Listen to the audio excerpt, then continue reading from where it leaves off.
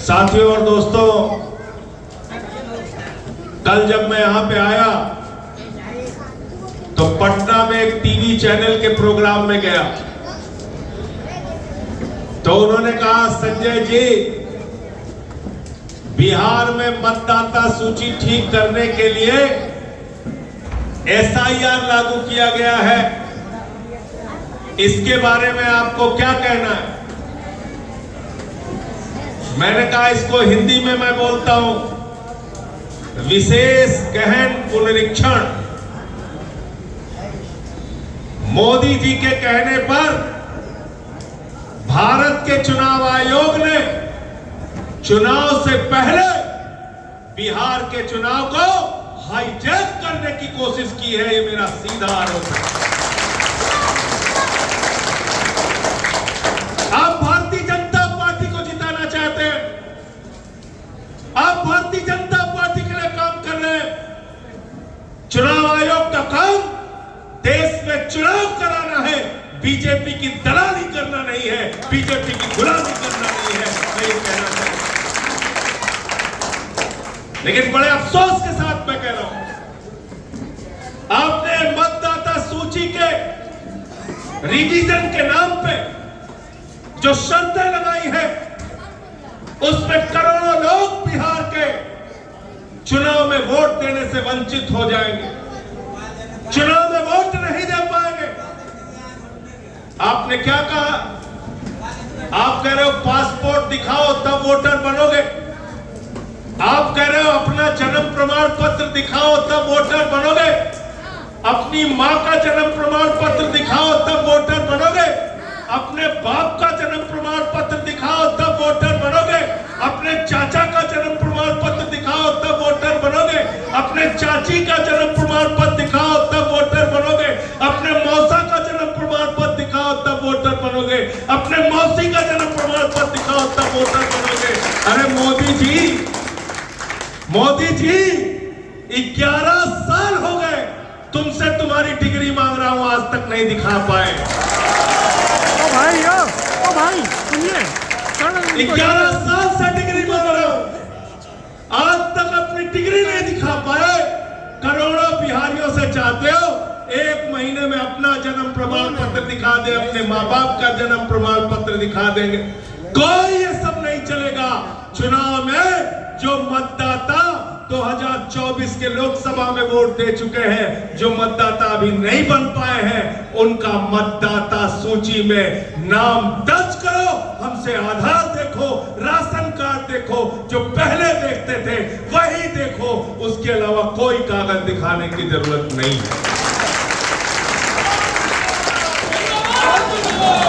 गलत तो नहीं कह रहा हूं, गलत तो नहीं कह रहा हूं। अगर ये नियम लागू हो पाया, अगर ये नियम लागू रहा तो हम लोग वोट दे पाएंगे क्या? 2,76,00,000 बिहारी दिल्ली में रहते हैं, सूरत में रहते हैं, अहमदाबाद में रहते हैं, मुंबई में रहते हैं, वहां मकान तोड़े जा रहे हैं उनके। यूपी बिहार पूर्वांचल के लोगों के ऊपर बुलडोजर चलाया जा रहा है, उनकी दुकानों पे बुलडोजर चलाया जाता है, उनके मकानों पे बुलडोजर चलाया जाता है।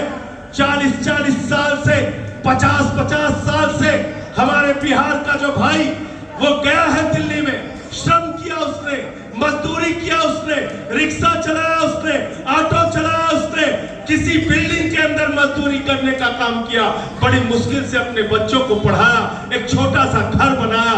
ये भारतीय जनता पार्टी के गुंडे उनके घरों पे बुलडोजर चलाने का काम करते हैं। लोग टूट जाते हैं, लोग टूट जाते हैं। एक घर बनाने में तुम तरस नहीं खाते, बस्तियां मिटाने में तुम तरस नहीं खाते, बस्तियां मिटाने में बस्तियों को मिटाने का काम किया जा रहा है। और आप ये चाहते हो कि जो दिल्ली में बिहार के लोग रहते हैं वो वोट न देने पाए, क्योंकि एक महीने में वो आके कागज तो दिखा नहीं पाएंगे, मतदाता सूची से नाम उनका कट जाएगा।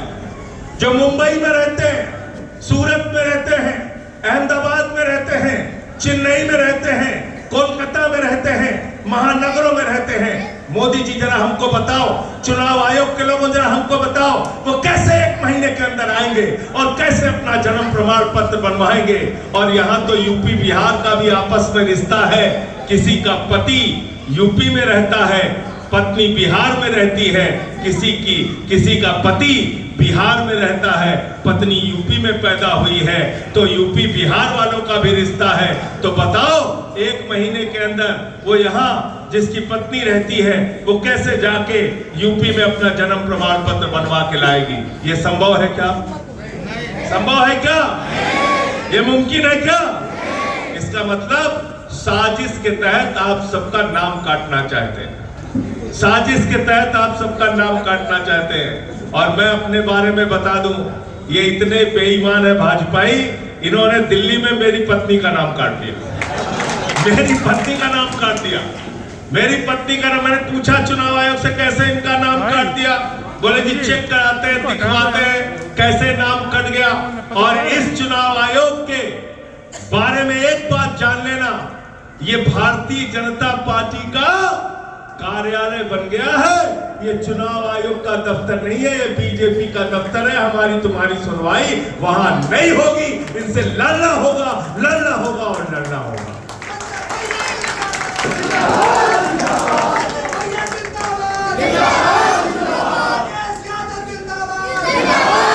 बैठ जाओ, सब लोग बैठ जाओ। आपको पता है क्या किया दिल्ली में इन्होंने? दिल्ली में पता है क्या किया? मैं मतदाता सूची पे इसलिए बात कर रहा हूं क्योंकि इसी से सारा चुनाव का घपला होगा, याद रख लेना।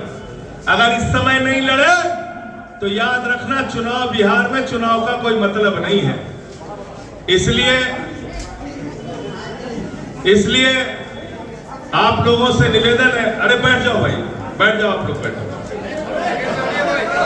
तो इसलिए मैं दिल्ली के चुनाव के बारे में बताता हूं।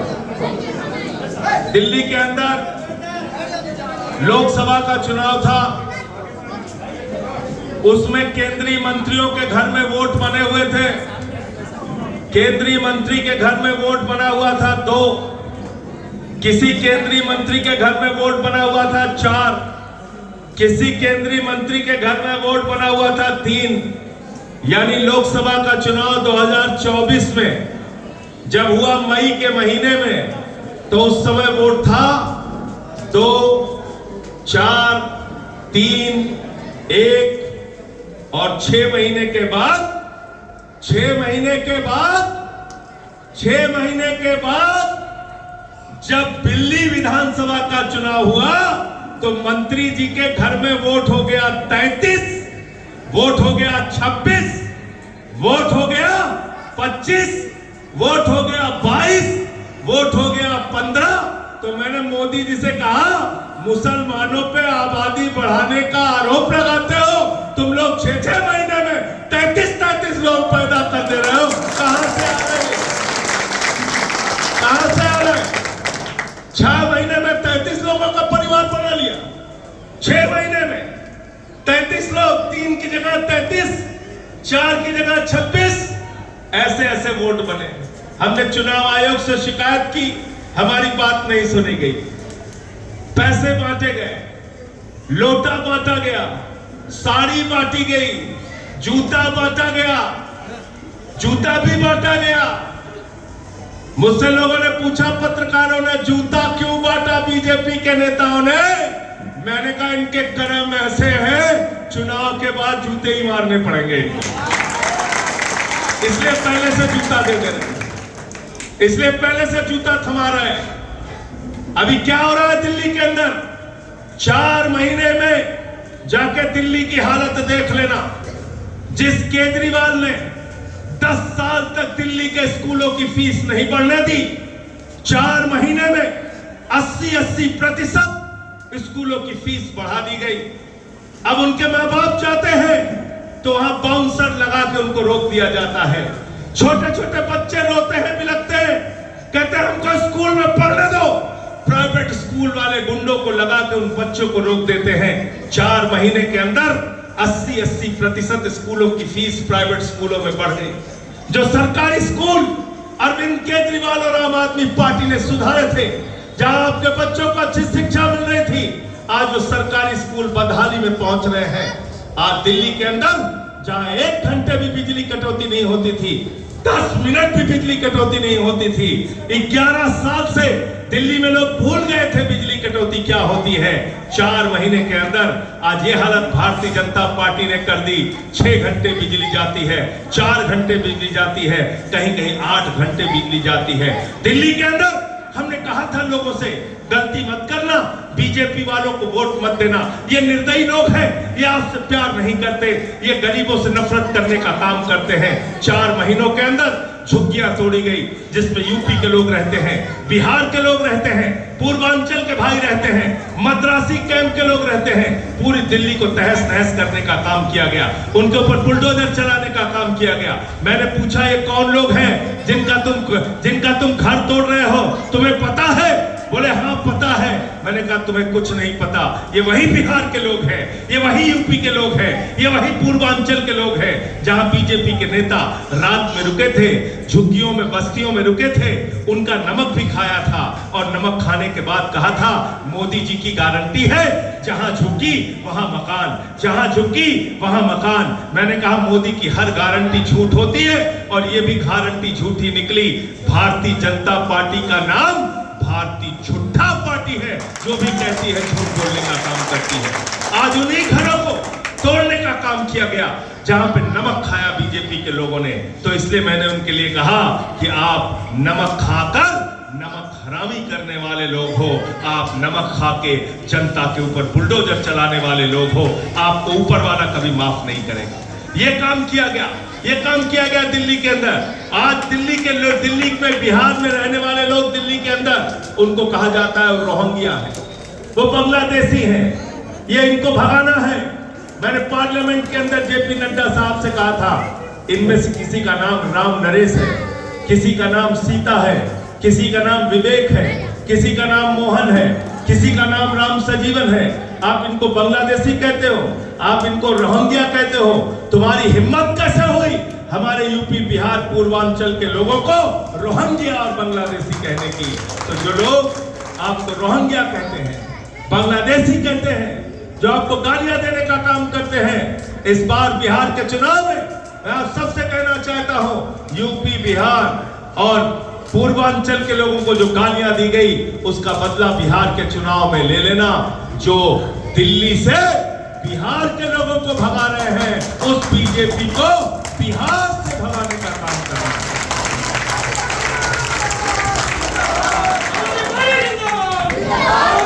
तैयार होना आप लोग, तैयार होना। और उसके लिए कोई आपको लाठी चलाने की जरूरत नहीं है, लाठी चलाने की जरूरत नहीं है, बंदूक गोली और पत्थर चलाने की जरूरत नहीं है। बाबा साहब डॉक्टर भीमराव अंबेडकर जी ने देश का संविधान बनाया तो उसमें लिखा राष्ट्रपति के वोट की भी गिनती 1 होगी और चपरासी की भी वोट की गिनती 1 होगी।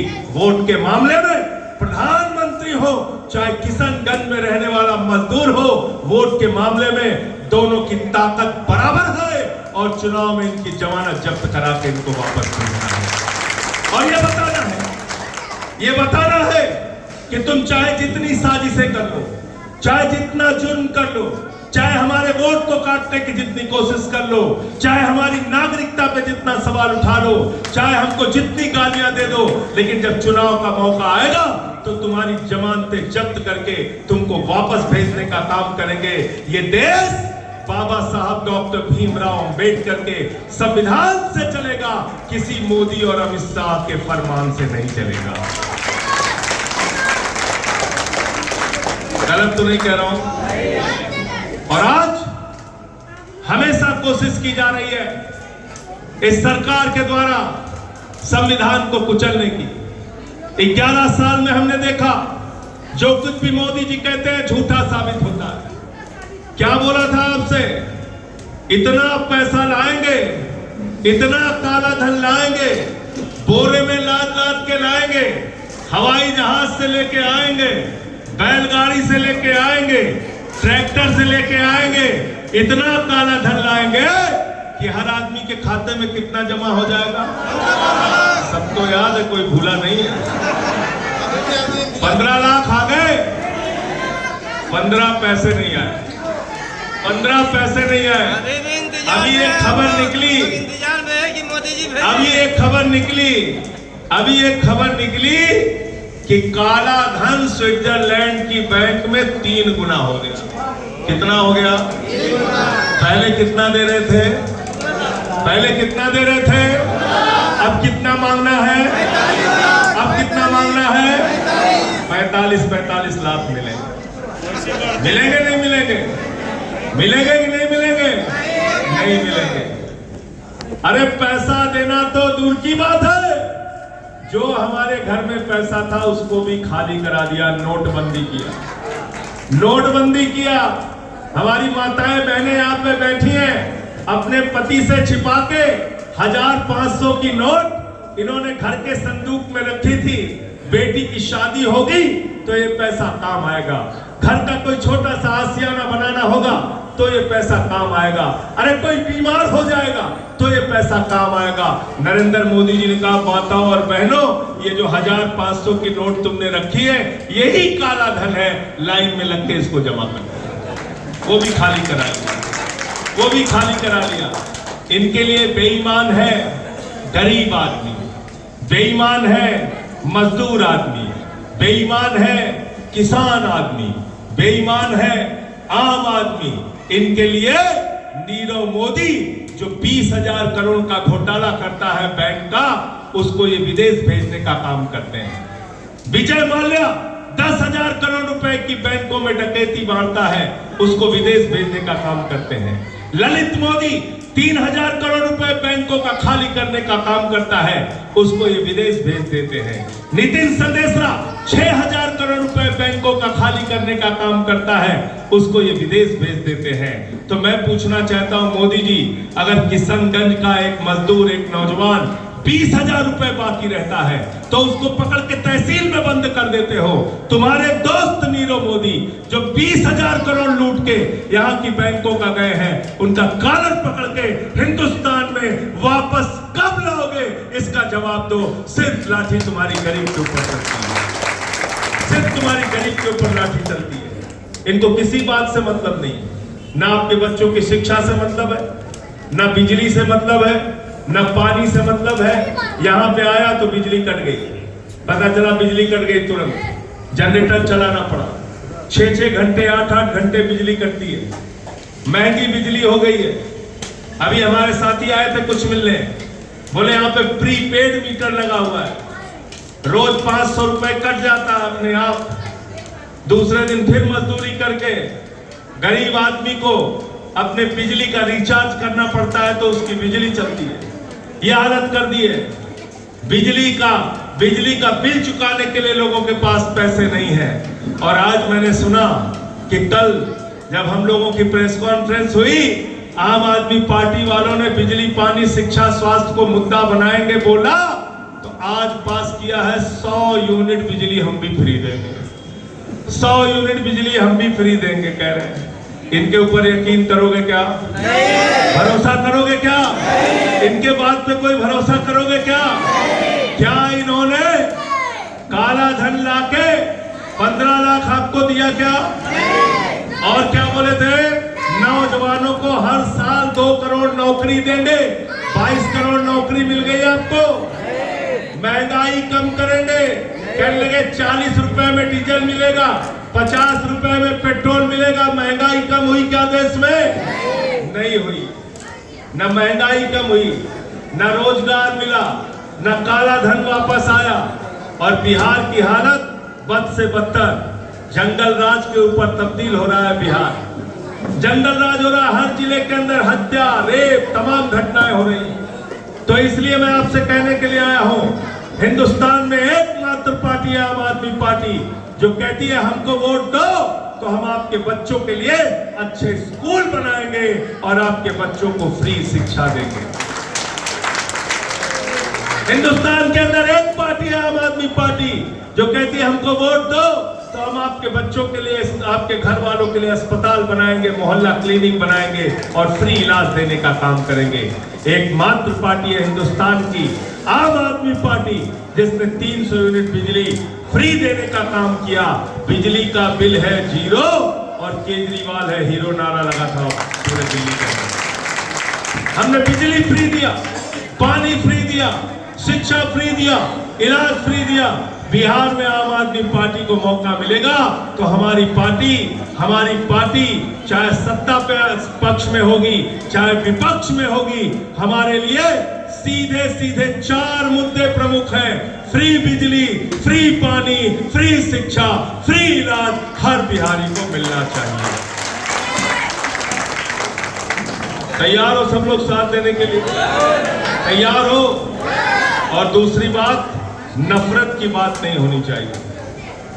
मोदी जी जब भी बोलते हैं नफरत की बात बोलते हैं, बीजेपी वाले जब भी बोलते हैं नफरत की बात बोलते हैं। और थोड़ा ये लोग अब सगुनी लोग भी हैं। अब सगुनी मौलाना साहब जो बोलते वैसा ही कुछ दुर्भाग्यपूर्ण हो जाता। हमारे यहाँ एक बार मोदी जी आए, मोदी जी भाषण देने में तेज ही है, वो भाषण वीर प्रधानमंत्री हैं। मोदी जी के बारे में मैं कहता हूं उनको कुछ आता हो ना आता हो, अंतरराष्ट्रीय भाषण प्रतियोगिता करा दो, नंबर 1 पे नरेंद्र मोदी आएंगे, 2 नंबर पे नहीं आएंगे। तो क्या बोले यूपी के भाषण में? कहने लगे भाइयों और बहनों, अगर गांव-गांव में कब्रिस्तान है तो शमशान होना चाहिए कि नहीं होना चाहिए? तो जनता ने कहा हाँ होना चाहिए। फिर बाद में लोगों को समझ में आया गलत बोल दिया, शमशान किसी को थोड़ी चाहिए। लेकिन उसी के बाद कोरोना आ गया और इन अपशकुनी लोगों के मुंह से जो बात निकली थी, गांव-गांव में शमशान बन गया। तो इसलिए मैं कहना चाहता हूं, ये वो पार्टी है जो आपके बच्चों को स्कूल नहीं दे सकती, अस्पताल नहीं दे सकती, बिहार को सड़कें नहीं दे सकती, अच्छे पुल नहीं दे सकती, फ्री बिजली फ्री पानी नहीं दे सकती, ये गांव-गांव में शमशान दे सकती है। और आम आदमी पार्टी वो पार्टी है जो स्कूल दे सकती है, अस्पताल दे सकती है। ये बुनियादी फर्क बीजेपी और आम आदमी पार्टी के बीच है। हमें शमशान नहीं चाहिए, हमें नफरत की राजनीति नहीं चाहिए, हमें हमारे बच्चों के लिए स्कूल अस्पताल चाहिए, हमें हमारे बच्चों के लिए स्कूल अस्पताल चाहिए। हमेशा कोई ना कोई नया मुद्दा लेके आ जाते हैं। मैं जेपीसी का मेंबर था, वक्फ कमेटी का, बहुत लंबी चर्चा चली। मौलाना साहब यहाँ पे बैठे हुए हैं, बहुत सारे लोग उस समय जेपीसी के सामने आए थे। मुझे अपने मुंह से बताने की जरूरत नहीं है, आप पूछ लेना। वक्फ के सवाल पर चाहे जेपीसी हो चाहे पार्लियामेंट हो, सरकार के आंखों में आंख डाल के हमने कहा था ये बिल्कुल गलत कर रहे हो, अन्याय कर रहे हो, अत्याचार कर रहे हो। किसी की जमीन छीनने का अधिकार तुमको नहीं है, किसी की जमीन छीनने का अधिकार तुमको नहीं है, क्योंकि बाबा साहब डॉक्टर भीमराव अंबेडकर ने संविधान के अनुच्छेद 25 और 26 के अंदर कहा है, इस देश में अलग अलग धर्म के मानने वाले लोगों को अपनी धार्मिक मान्यताओं के हिसाब से पूजा करने की आजादी है, इबादत करने की आजादी है, प्रेयर करने की आजादी है, अर्चना करने की आजादी है। इस देश के लोगों को अपने अपने धर्म की संपत्तियों का प्रबंधन करने की आजादी है। कोई नरेंद्र मोदी ने कानून नहीं बनाया, ये कानून बाबा साहब ने बनाया। किसने बनाया? कहां लिखा हुआ है? कहां लिखा हुआ है? कहां लिखा हुआ है? तो किसी बीजेपी वाले हो चाहे कोई भी दल हो, हम इस संविधान को बदलने नहीं देंगे, हम आपको हमारा अधिकार छीनने नहीं देंगे। ये मुल्क सबका है, हिंदू का भी है, मुसलमान का भी है, सिख का भी है, ईसाई का भी है, अगड़े का भी है, पिछड़े का भी है, दलित का भी है, सवर्ण का भी है। ये 144 करोड़ हिंदुस्तानियों का मुल्क है और नरेंद्र मोदी हिंदुस्तान नहीं है, इस देश के लोग हिंदुस्तान है, पूरा भारत हिंदुस्तान है, यहाँ की सभ्यता हिंदुस्तान है, यहाँ का भाईचारा हिंदुस्तान है। आप अपने आप को देश समझते हो? मोदी के खिलाफ बोल दो, कहते देश के खिलाफ बोल दिया, बीजेपी के खिलाफ बोल दो, कहते देश के खिलाफ बोल दिया। अरे भैया, मोदी जी देश नहीं है, बीजेपी भी देश नहीं है, देश है इस देश के 144 करोड़ लोग, हमारे छोटे छोटे बच्चे, हमारे बुजुर्ग, हमारी माताएं, हमारे बुजुर्ग, ये हमारे देश के लोग हैं और हम इनके लिए लड़ाई लड़ने का काम करेंगे। हम इनके भाईचारे के लिए काम करेंगे, हम इनकी एकता के लिए काम करेंगे। नफरत की बुनियाद पर दुनिया का कोई मुल्क आगे नहीं जा सकता। मोहब्बत की बुनियाद पे हमको एकता और भाईचारे का हिंदुस्तान बनाना है। और तुम जितने भी जुल्म कर रहे हो हमारे ऊपर, उन जुल्म को हम आज सह रहे हैं, लेकिन वक्त आने पर एक एक चीज का सूद समेत जवाब।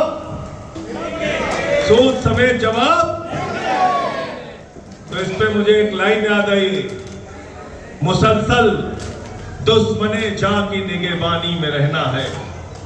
मुसलसल दुश्मने जां की निगहबानी में रहना है। जहां घड़ियाल रहते हैं उसी पानी में रहना है। जहां घड़ियाल रहते हैं उसी पानी में रहना है। अभी है सब्र मुझ में, तो जितना जी चाहे आजमा ले। अभी है सब्र मुझ में, तो जितना जी चाहे आजमा ले। फिर इसके बाद तुझे ही परेशानी में रहना है। फिर इसके बाद तुझे ही परेशानी में रहना है। आज तुम्हारा वक्त है। तुम जितना जुल्म कर रहे हो, अत्याचार कर रहे हो, करो। हम उसको सहेंगे, हंस के सहेंगे। और वक्त आने पर आपकी एक एक गलतियों का जवाब दिया जाएगा कानून के मुताबिक। आप क्या कर रहे हैं वक्फ बिल के नाम पे? आपने पढ़ा उस वक्फ बिल को? उसमें क्या क्या लिखा हुआ है? उसमें लिखा हुआ है 5 साल तक कोई प्रैक्टिसिंग मुस्लिम रहेगा, यानी मुस्लिम धर्म की मान्यताओं को, रीति रिवाजों को अगर मानेगा तभी वो दान कर सकता है, वरना दान नहीं कर सकता। तभी वो दान कर सकता है, वरना दान नहीं कर सकता। मैंने कहा मोदी जी, दान करने के लिए कहां ऐसा नियम लिखा हुआ है? आप मुसलमानों के घर में सीसीटीवी कैमरा लगाओगे?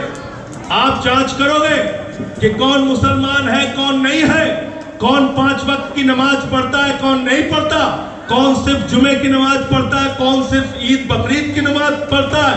कैसे तय करोगे तुम? अरे दान करने के लिए, अल्लाह के नाम पे दान करने के लिए, गॉड के नाम पे दान करने के लिए, ईश्वर के नाम पे दान करने के लिए सिर्फ इतना जरूरी है कि वो इस मुल्क का नागरिक होना चाहिए और वो दान कर सकता है। दान करने के लिए आप कोई रोक नहीं लगा सकते। मैं तो कहता हूं हिंदू भी मुसलमान के लिए दान कर सकता है और मुसलमान भी हिंदू के लिए दान कर सकता है। कर सकता है, नहीं कर सकता? दान में कोई ऐसा नियम लगेगा क्या? लगेगा क्या? अब आप कह रहे हो हर एक चीज का इनको कागज चाहिए। जिनके खुद के कागज का पता नहीं है उनको हर एक चीज का कागज चाहिए, हर एक चीज का कागज चाहिए। कह रहे मस्जिद बनी 100 साल पहले, उसका कागज दिखाओ। इमाम बाड़ा बना 200 साल पहले, उसका कागज दिखाओ। मदरसा बना 50 साल पहले, उसका कागज दिखाओ। अरे भाई कहां से कागज लाएंगे? वक्फ के नियम है, सर्वेयर दान करने वाले व्यक्ति की सारी जांच करता है, उसके बाद दान की संपत्ति घोषित करता है और तब वो संपत्ति वक्फ में दर्ज होती है। और आप ऐसे ऐसे कानून थोपकर इस देश में वक्फ की संपत्तियों को कब्जा करने चाहते हो। लेकिन एक बात याद रखना, ये आज मुसलमानों के ऊपर जुल्म है, लेकिन बचेगा इसमें कोई नहीं। नंबर हिंदुओं का भी आएगा, सिखों का भी आएगा, ईसाइयों का भी आएगा, जैनियों का भी आएगा। अभी वक्फ के खिलाफ पूरे देश में लड़ाई चल रही है, इस कानून के खिलाफ लड़ाई चल रही है। इसी बीच में पता चला 90 साल पुराना जैन मंदिर मुंबई के अंदर तोड़ दिया गया। काशी कॉरिडोर के नाम पे 300 से ज्यादा मंदिर तोड़ दिया गया। अयोध्या में विकास के नाम पे वहां पे मंदिर तोड़ दिया गया। तो ये किसी के सगे नहीं है। जहां अदानी अंकल को जमीन पसंद आ जाएगी, मोदी जी वो जमीन कब्जा करके खाली करा देंगे, चाहे मस्जिद की हो, चाहे मंदिर की हो, चाहे गुरुद्वारे की हो और चाहे चर्च की हो। इसलिए ये वक्फ कानून के खिलाफ सिर्फ मुसलमानों को नहीं लड़ना है, बाकी हिंदू, मुसलमान, सिख, ईसाई सबको मिलकर इसके खिलाफ लड़ना है। गलत तो नहीं कह रहा हूं, लेकिन इसी बात से तो मोदी जी परेशान हो जाते हैं। वो कहते हैं मौलाना साहब के बगल में राकेश यादव कैसे बैठे? ये तो गड़बड़ हो गया, ये तो नहीं होना चाहिए। अरे वक्फ बिल के ऊपर संजय सिंह कैसे बोल रहे हैं? इनको तो नहीं बोलना चाहिए, हमारी तो राजनीति नहीं चमक पाएगी। अरे नरेंद्र मोदी जी, मैं आपको बता दूं, पार्लियामेंट में 96 वोट राज्यसभा में पड़े थे, सिर्फ 5-6 वोट मुसलमानों के पड़े थे, बाकी 90 वोट हिंदुओं के थे, सिखों के थे, ईसाइयों के थे। यह है हिंदुस्तान। 232 लोकसभा में पड़े थे वक्फ के काले कानून के खिलाफ, उसमें सिर्फ 24 मुसलमान के थे, बाकी सारे के सारे वोट हिंदू के थे, सिख के थे, ईसाई के थे। ये इस बात को साबित करता है कि ये मुल्क सेकुलर था, सेकुलर है और सेकुलर ही रहेगा। इसको तुम तोड़ नहीं पाओगे, इसको तुम तोड़ नहीं पाओगे। और मैं अपने हिंदू भाइयों से भी कहना चाहता हूं, जेब तो तुम्हारी ज्यादा काटी जा रही, आबादी तुम्हारी ज्यादा है, महंगाई अगर देश में ज्यादा बढ़ेगी तो सबसे ज्यादा जेब हिंदू की काटी जाएगी कि मुसलमान की? भाई बोलो भाई। बेरोजगारी अगर सबसे ज्यादा बढ़ेगी तो बेरोजगारों की संख्या सबसे ज्यादा हिंदुओं की बढ़ेगी कि मुसलमानों की? अगर किसान बदहाल होगा, आत्महत्या करने को मजबूर होगा, तो सबसे ज्यादा बदहाली हिंदुओं को झेलनी पड़ेगी कि मुसलमानों को? अगर महंगाई आसमान पे जाएगी तो उस महंगाई की सबसे ज्यादा मार हिंदुओं को झेलनी पड़ेगी कि मुसलमानों को? बताइए। पुल टूट गया, देखा अभी आपने? मोरबी का पुल टूटा, बोले जनता जिम्मेदार। एरोप्लेन गिरा, बोले पायलट जिम्मेदार। गुजरात में पुल गिर गया, कह रहे फिर जनता जिम्मेदार। तो सारा गुनाह हम लोगों का है। पुल बनता है, उद्घाटन से पहले टूट जाता है, पानी में बह जाता है, लोग मर जाते हैं, ट्रेन की दुर्घटना में मर जाते हैं, पुल टूटने से मर जाते हैं, हवाई जहाज के क्रैश होने से मर जाते हैं, रेलवे की भगदड़ में मर जाते हैं, कुंभ की भगदड़ में मर जाते हैं, मेले की भगदड़ में मर जाते हैं। इंसान की जिंदगी की कोई कीमत नहीं, कोई कीमत नहीं। हमको जानवर समझते हैं आप, जानवरों की तरह हमारे साथ व्यवहार करते हैं। इन बातों को कतई बर्दाश्त नहीं किया जाएगा। इसलिए भारतीय जनता पार्टी के खिलाफ सबको एकजुट होकर, लामबंद होकर इस बार अपने वोट का इस्तेमाल करना है। अपने वोट की ताकत का सबसे बड़ा इस्तेमाल आपको इस चुनाव के अंदर करना है। तैयार हो सारे लोग? तैयार हो? और हमारा तो चुनाव निशान भी झाड़ू है। झाड़ू बहुत काम की चीज होती है। घर की सफाई करनी हो तो क्या चाहिए?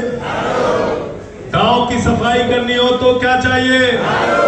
किशनगंज की सफाई करनी हो तो क्या चाहिए? बिहार की सफाई करनी हो तो क्या चाहिए? और देश की सफाई करनी हो तो क्या चाहिए? और किसी के दिमाग पे भूत सवार हो जाए तो भूत उतारने के लिए क्या चाहिए? तो देखा है कि नहीं देखा है? दरगाहों पे देखा होगा, किसी को भूत सवार हो जाता, मार झाड़ू मार झाड़ू मार झाड़ू। गांव में किसी को भूत सवार हो जाता, 4 लोग टंगड़ी पकड़ के ले जाते हो ओझा के पास, ओझा उसको मार झाड़ू मार झाड़ू मार झाड़ू। भूत उतारता है नहीं उतारता? उतारता है ना। तो सत्ता का भूत जो भारतीय जनता पार्टी और जेडीयू के नेताओं के दिमाग पर सवार है, इस बार के चुनाव में झाड़ू मार मार के उनका भूत उतारना है कि नहीं उतारना है? और देखिए, नीतीश कुमार जी ने जो काम किया वो अच्छा नहीं किया। अच्छा किया क्या? अगर लोकसभा में 7 होते तो भारतीय जनता पार्टी का बोरिया बिस्तर बन जाता कि नहीं बन जाता? बन जाता कि नहीं बन जाता? वापस चले जाते कि नहीं चले जाते? देश का कल्याण हो जाता कि नहीं हो जाता? बिहार का कल्याण हो जाता कि नहीं हो जाता? उस समय इन्होंने धोखा दिया। और दूसरा क्या काम किया? वक्फ के समय में हमने जेडीयू के नेताओं से कहा, बार बार कहा, ऐसा काम मत करो चिराग पासवान के पास संदेश भेजा, ऐसा काम मत करो, इस बार इकट्ठा हो जाओ और इस वक्फ बिल में अगर आप लोग साथ आ जाएंगे तो भारतीय जनता पार्टी इस वक्फ बिल को पास नहीं कर पाएगी। उस समय भी धोखा दिया। तो जिन लोगों ने आपको धोखा दिया उनको सबक सिखाना नहीं सिखाना? हाथ उठा के बताइए, सिखाना नहीं सिखाना है? सबक सिखाना है नहीं सिखाना है? अगर सबक सिखाना है तो उसकी सबसे बड़ी ताकत वोट की ताकत होती है। वोट की ताकत होती है। हमको मिलजुल के काम करना है। जो लोग आपकी देशभक्ति पे सवाल उठाते हैं उनको भी बताना है। और इस बार बहुत अच्छा काम हिंदुस्तान के मुसलमानों ने किया। पहलगाम की घटना के बाद चाहे कश्मीर का मुसलमान हो, चाहे किशनगंज का मुसलमान हो, चाहे यूपी का मुसलमान हो, चाहे बिहार का मुसलमान हो, चाहे हिंदुस्तान का मुसलमान हो, सबने सड़कों पे निकल कर कहा हम आतंकवाद के खिलाफ है, पाकिस्तान को घुस के मारो, घुस के लड़ाई लड़ो। इसके लिए भी मैं आप सबको बधाई देना चाहता हूं। इसके लिए मैं आप सबको बधाई देना चाहता हूं। पूरा देश एक साथ खड़ा है। ऑपरेशन सिंदूर चलाया मोदी जी। हमारी सेना ने 9 ठिकानों को ध्वस्त किया। 21 ठिकानों की जानकारी थी। पीओके पे कब्जा कर सकते थे, लेकिन ऐसे समय में ट्रंप के कहने पे मोदी जी ने सीज फायर कर दिया। सीज फायर कर दिया। 144 करोड़ लोगों का मुल्क और उसके देश का फैसला, उसके भविष्य का फैसला अमेरिका में बैठ के अमेरिका के राष्ट्रपति ने लिया। यह हम सबके स्वाभिमान और सम्मान पर चोट है। इस बार संसद चलेगी तो मोदी जी से एक एक चीज का जवाब मांगूंगा। एक एक चीज का जवाब मांगूंगा।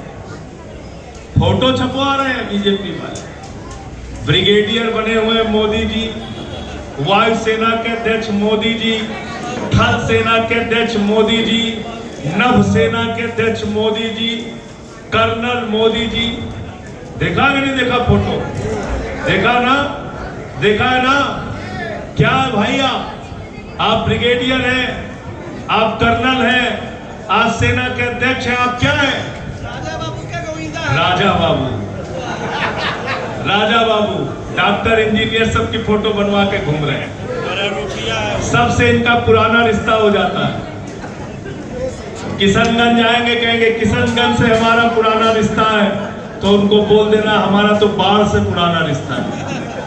हमारा बाढ़ से पुराना रिश्ता है, हमारा पीड़ा से पुराना रिश्ता है, हमारा तकलीफों से पुराना रिश्ता है। कब बनाओगे डैम, कब बाढ़ से बचाओगे सीमांचल को, इसका पहले जवाब दो। हर साल हमको बाढ़ का दंश झेलना पड़ता है। उनसे सवाल पूछना, जरूर पूछना।